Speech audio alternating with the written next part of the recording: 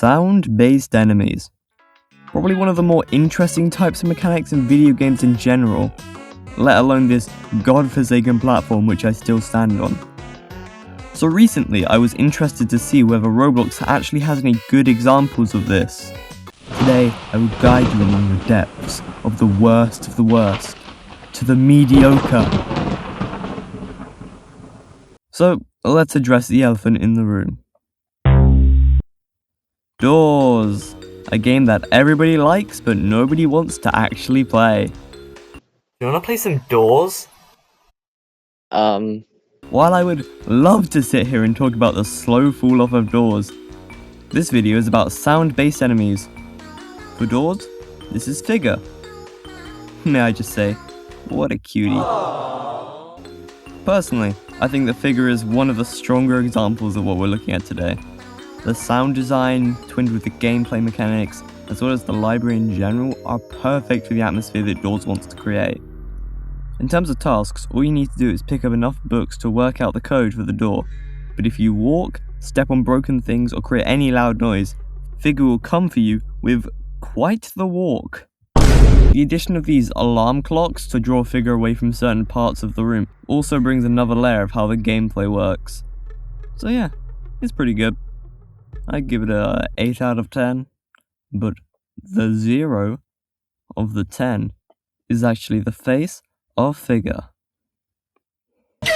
Okay, now that I've completed the only section that people know, I can't wait for the retention of this video to crash and burn. This next game is a little bit under the radar, and it's called A Quiet Place: Dead Zone. It's fun to play as long as you're with friends. In the game, you can survive with or without others across multiple places on the map. The large amount of monsters actually helps the game stay fresh and fun, as well as there being plenty of spots around the map where you can get loot from. But the game also has a really big issue. It's quite aimless. You don't really have any overarching goals to complete, and the missions the game gives you are just...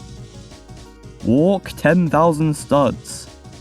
Deal damage to the monster. Write a 6,000 word essay. Why thank you game, but I'm not in the mood to do chores. Like, you really couldn't think of anything more interesting. Besides, if you do want to do a goal, it's really sluggish to complete because the monster kills you instantly. Also, the respawning mechanic could just let you choose where you spawn, because you could just reroll the location until you get what you want.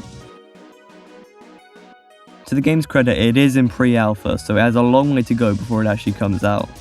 Hopefully a lot of the things that I've said are issues are going to get fixed in the final version. So, it's going to get better from here. Also, the monster is a total cutie.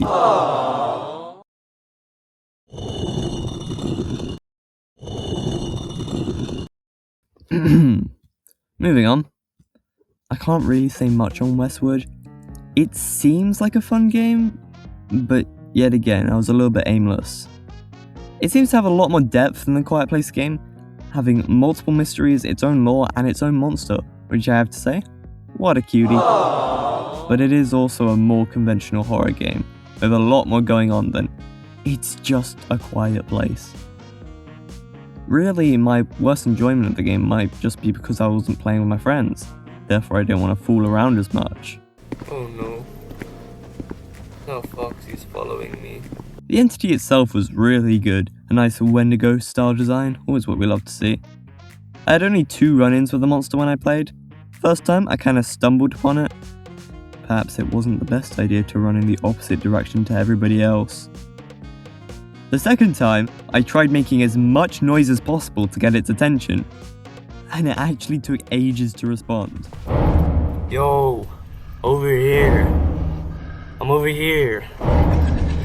Okay, now that I've done that, I can move on to the final game of the video. Yeah, this game was bad.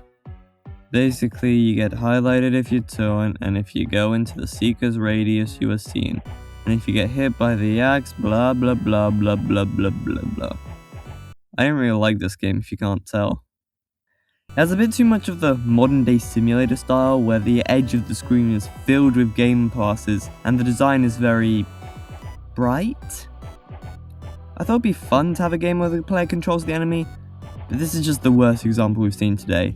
It's another victim of the Roblox corporate style, where every single game is just the same thing. I think this idea is more of a platform problem than an actual game problem. Just wasn't fun. So yeah, that's all the games for today. I wish more games used mechanics like these, but I think it's actually better if some games stay away from these. What's the moral of the story? The next video will either be on Vortex or the failing state of Roblox, so stay tuned for that. Bye!